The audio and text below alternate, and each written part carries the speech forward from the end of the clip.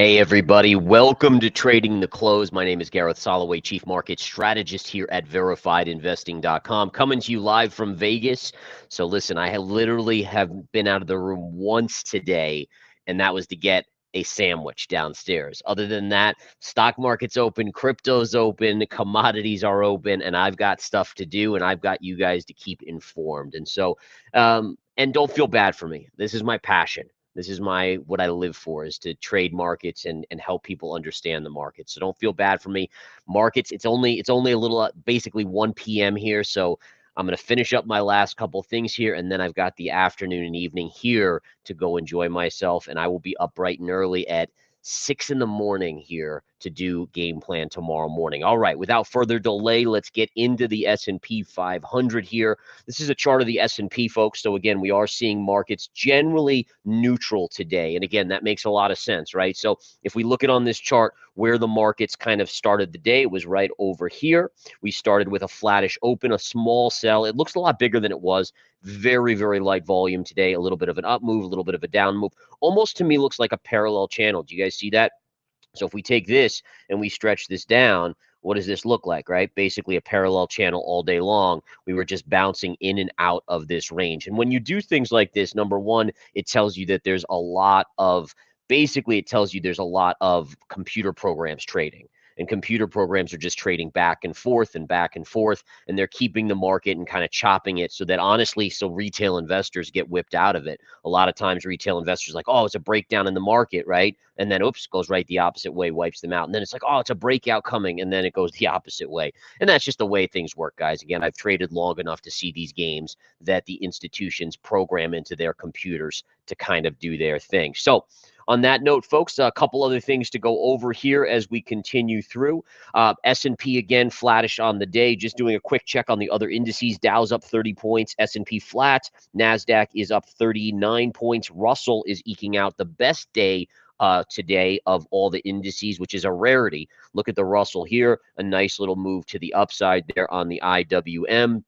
Intraday, again, this is an intraday chart. Now, we do know that the Russell has lagged tremendously. Remember that, folks. The all-time high on the Russell 2000, which is 2,000 small mid-cap companies, the high was back in 2021, and it has never gotten back to that. Part of my thesis is that before the bear market really comes, you probably see money rotating maybe to some of these smaller names. So maybe there's a chance at a catch-up trade on the IWM, which again would yield maybe a double top. It's hard for me to imagine a new all-time high, but I think a double top is a possibility there, as there's so many good quality companies. I mean, I've highlighted some of these to you guys before, but I mean, I can't help but love Zoom, and I love this pattern formation. Look at this pattern formation, a green move off of this technical support line here. And then look at this. This is bullish, classic bullish consolidation beginning to uptick. So what we want to see on Zoom, for those of you that are along with me, we want to see if this gets through this high here of around $59.25. If it does, there'll be a little resistance at around 60.5, but really I think you could be looking at a much higher move on names like Zoom, which are trading at like a 10 forward PE. Speaking of low PEs, but getting trounced today, WBA absolutely annihilated. But what a bounce. Look at this bounce into the end of the day. We are holding this in the live day trading room. I rarely hold a position overnight. We're in at 1179 in the live day trading room, and it is 1225 right now. Now 1218. Look at this end of day short squeeze going up. It's just a beauty right here to the upside. That is a massive move here. Again, this to me is a lot of short covering end of day. And again, I did hold it here, and we will hold it into tomorrow, because honestly, when I was looking at this chart, I'll just show this. And by the way, for those of you that maybe didn't see the game plan this morning, basically they came out and they said, hey, listen, we're going to lower guidance. We have to close a bunch more stores. The consumer's not doing well, all of that stuff. But when you look at a chart that's been this beaten up, to me, I'm like, well, yeah, I mean, the chart kind of told us that things were crappy for you as a company. So tell us something new. And one of the things that I liked was that they revised their earnings down, which no one likes to revise earnings down. No investor likes to hear it. But they still were on pace to make $2.80 for the current year or in the next year. And that puts the PE ratio, get this, guys, the PE ratio of WBA at 4.2. Like, is there, I mean, that's, I don't even know what to make of that. That's insane, that low PE. Now, listen, Do I like WBA as a long-term hold? No, I don't. Honestly, they have a lot of debt. You don't know what happens if the economy really spirals, but on a short-term basis for a couple months, maybe a pop-up. I mean, this thing could have, big moves written all over it. Either way, just an idea there, as I like to discuss these type of things with you guys. Another company that has a good chart set up to it that I like, I annotated this out for members today in Smart Money Stocks and ETFs, but I love this chart of Unity Software. Unity Software is not profitable, but they do make about $2 billion in revenue a year. It's trading at around $6 billion market cap, which is reasonable. And you have this big downward move, multiple trend lines converging, little up move, little bull flag, maybe a breakout coming to the upside, just one to watch if money rotates out of some of these names. Speaking of rotation of capital, guys, NVIDIA down, it means the other mega cap tech go up.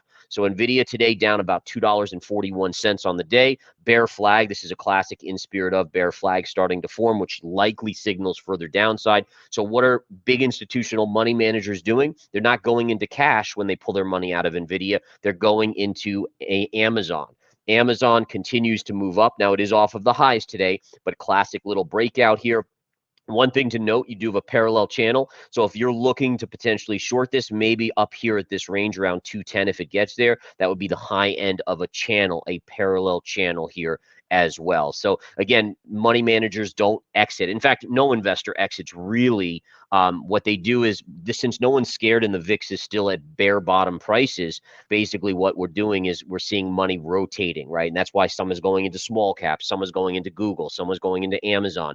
Meta had another decent day earlier. Haven't looked at it later today, but yeah, Meta's looking good. I do have a trend line though. Take a look at this trend line where I think Meta could really run out of steam. If we zoom out of Meta, look at this trend line, and it's not that much higher if we zoom in right up to this 537 level. So Meta, again, maybe a little resistance up there. Every time it's hit that level, that trend line, it's been pulled or seen a pullback. Okay, so that's enough on stocks today. Again, overall, Micron, actually, let's touch on Micron one last time. Micron is down about 7% on the day. Again, their earnings disappointed yesterday after the bell.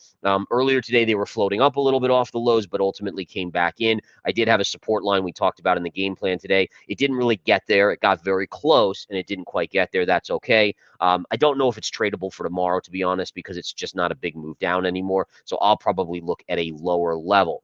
Going to Bitcoin. Bitcoin had a good bounce earlier today. So nice bounce on that earlier today, but it is giving up some of those gains. To me, when I look at this chart, it looks very similar to really a preliminary pattern, what I would call an immature pattern, but nice bearish consolidation potentially starting here, which eventually could lead to a further rollover. What would cause a further rollover in Bitcoin? To be honest, all it would be the stock market, right? I mean, if the stock market declines more and NVIDIA falls, it seems like, that's really the combination that seems to bring Bitcoin down when we see, again, tech stocks decline and NVIDIA in particular decline. So again, just bearish consolidation here. It's again immature, so it's not mature. Remember, the difference between mature and immature is probability. So immature has less probability of playing out, probably like 55-60% to the downside, versus if it matures into a bear flag like 6-7 days in a row, a sideways chop, you're looking at 70 to 75% chance of downside. So it's got slight favoring to the downside at this point, but not huge at this stage. Okay, looking at a couple other things. Gold today. Let me flip back to my daily chart on gold for you guys.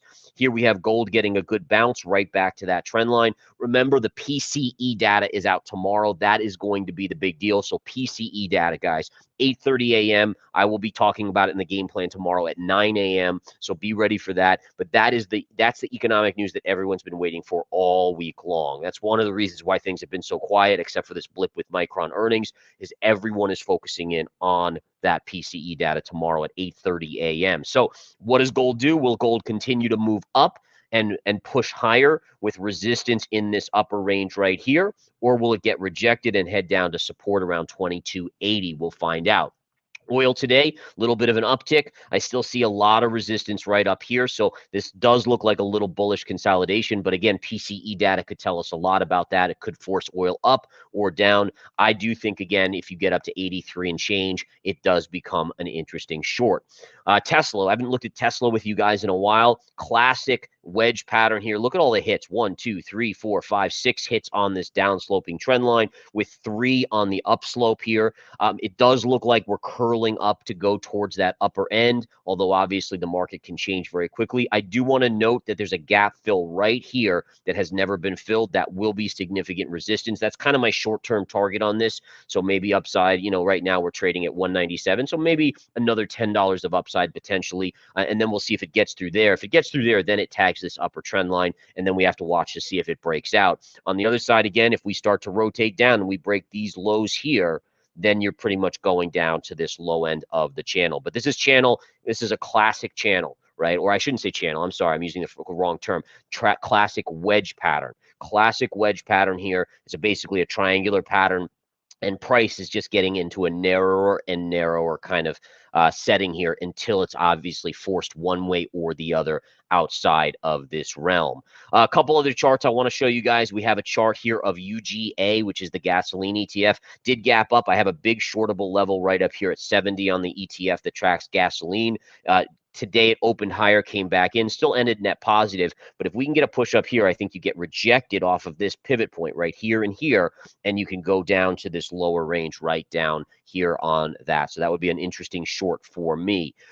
Silver today, silver actually showed a little bit more weakness than gold, just an ever so slight move to the upside. I still have a targeted price point down here, looking at a downward scope. And by the way, a special congratulations to Smart Money Crypto members. We closed out 2 winners today for Smart Money Crypto. Again, great moves on going long just about a week ago on a bunch of these, and we closed out Solana. There was ETF chatter today on Solana here. I'll bring up the Solana chart. Went right up to my target. I want to show you this target, guys. I mean, the way you can, when you learn technical analysis, the way you can pinpoint these levels of where whether you're going long or short or exiting a trade is remarkable.